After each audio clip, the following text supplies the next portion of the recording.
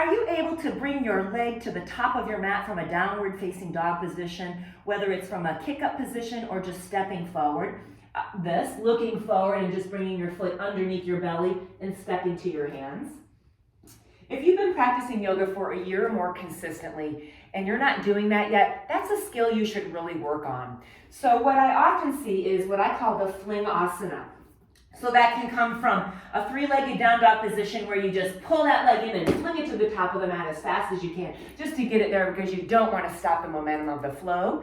That's very, very common, and maybe you do that. The other one is maybe you're successfully getting that knee close to your face, but then you just don't have enough room to put that foot through and you haven't figured out your technique, so you do a little back kick fling.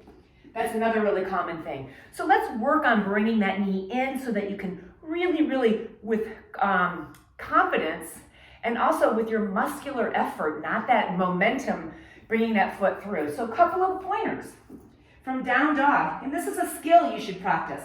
Your heels from down dog slightly off the ground so that you're not flat on your heels. There's a little bit of space as you would in any down dog pose. Just take your knee, round your back like a cat, but stay in down dog to try to work on bringing your knee to your nose. High on the ball of your other leg, and then just practice shifting forward in plank, trying to keep that knee and nose attached. And maybe it's not, but you're just working on that.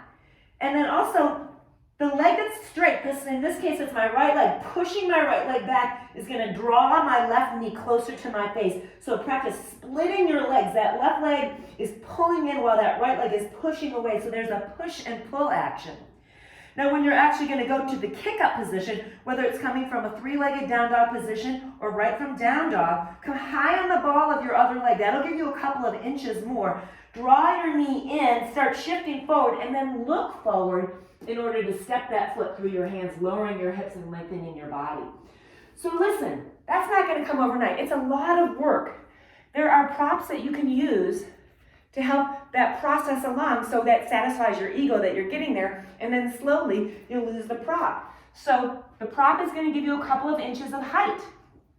So from downward dog, bringing your knee into your nose before you shift forward is critical. If you start shifting forward, it's harder to bring that knee up into your chest. So start back here, whether it's from three-legged dog or down dog. Start pulling your knee in towards your nose back there. You're high on the ball of your other foot. Look forward, and you can come up onto your claw hand, or you've got your hand on the block. That gives you a couple of extra inches to step that foot through, lowering your hips. So if you're not using a block, just use your fingertips.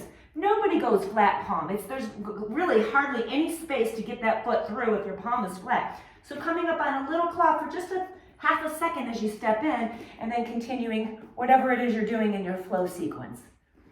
Once you get that down, that awareness, it's just going to change all your postures. It's also, believe it or not, going to change the way you move in your other daily activities. That awareness of how to move your spine and contract the appropriate muscles as you move and strengthen is a game changer.